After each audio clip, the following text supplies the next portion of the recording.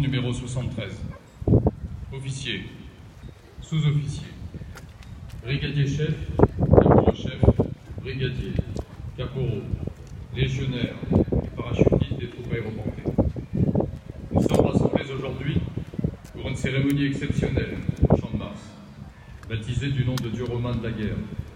C'est ici qu'étaient passées en revue les troupes royales sous l'Ancien Régime, ici que la garde nationale fut honorée lors de la fête de la Fédération, ici encore que la Grande Armée reçut ses aigles des mains de Napoléon. Ce lieu, aux deux extrémités duquel veillent pour l'éternité les maréchaux Joffre et Foch, est un symbole puissant de notre longue histoire et des liens séculaires noués entre la France et son armée. Au milieu de nous, flottent les drapeaux et étendards de toutes les unités parachutistes, ces nobles emblèmes par lesquels la France nous confie la défense de son territoire, de ses lois et de son honneur. Unis par le même esprit, c'est toute la famille parachutiste qui célèbre aujourd'hui l'archange Saint-Michel, notre patron, depuis une messe solennelle célébrée en 1948 à Hanoï, sous l'impulsion de 3 aumôniers parachutistes, les pères Marcel Gégaud, François Castac et Jean-Marie Mulson. Parce qu'il est le premier combattant du ciel, Saint-Michel est d'abord pour nous tous un modèle d'audace et de vaillance. Dans les moments heureux, fragiles, il veille sur notre engagement de parachutiste. Ce choix n'est ni celui de la facilité, ni du confort, tant l'assaut venu du ciel est l'incarnation de l'engagement ultime.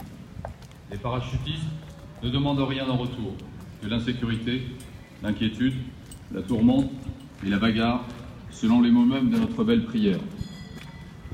Parce qu'il triomphe des forces du mal, Saint-Michel appelle chaque parachutiste à renoncer à tout ce qui est laid, bas ou vulgaire pour vivre et se battre selon le devoir, la justice et l'honneur.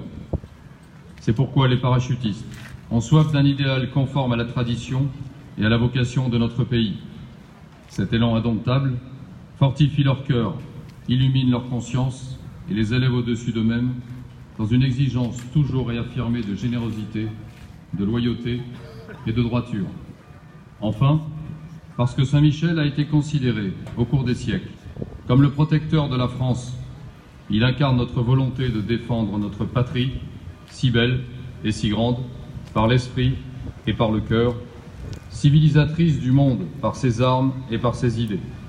Chaque parachutiste aime la France, se reconnaît dans les gloires de son passé et les promesses de son avenir. Tous s'engagent à combattre au péril de leur vie pour sa dignité et sa grandeur, et notre pays peut être fier de compter de tels guerriers parmi ses défenseurs. Si la grande épopée du parachutisme militaire a commencé il y a près de 100 ans, c'est au cours de la Seconde Guerre mondiale que le concept d'opération aéroportée s'est développé avec succès, que ce soit pour mettre à terre des unités constituées ou de petites équipes chargées de missions particulières.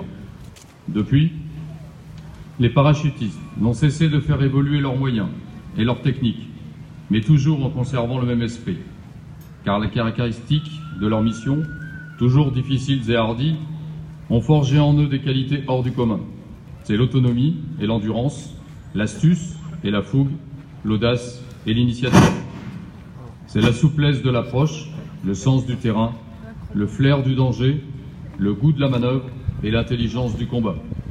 Un parachutiste doit toujours être, selon la formule célèbre, souple comme le cuir et trempé comme l'acier. Les décorations, qui viennent d'être remises, ordres nationaux et croix de la valeur militaire, sont pour nous tous un immense motif de fierté et de confiance, car elles témoignent de la perpétuation de ces vertus militaires, intemporelles, qui font la force des troupes aéroportées. Parachutistes d'aujourd'hui et de demain, vous êtes la fleur d'une jeunesse vaillante, le printemps éternel de la France. C'est l'honneur de notre patrie d'avoir produit tant de soldats d'élite dignes de combattre et de souffrir pour elle. Les autorités civiles, les élus et les habitants de Paris, présents aujourd'hui, témoignent de la fierté et de l'attachement de tout un pays pour votre engagement hors norme.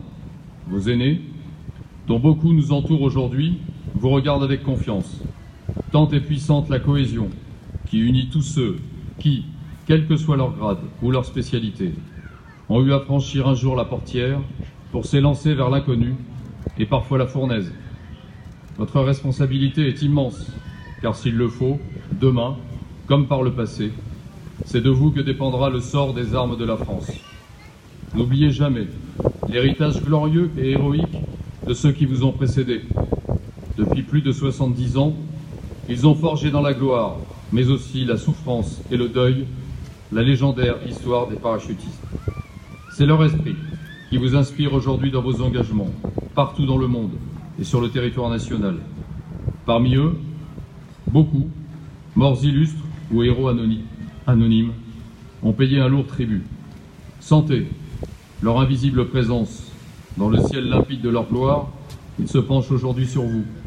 La flamme majestueuse de leur sacrifice immense se reflète aujourd'hui dans vos âmes et dans vos cœurs.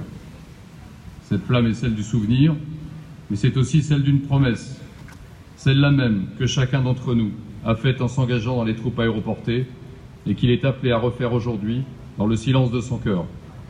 Alors, quand viendra l'heure du péril, debout les paras et en avant, les yeux fixés sur cette flamme éternelle, pour que, par Saint-Michel, vivent les parachutistes. Fermez le banc.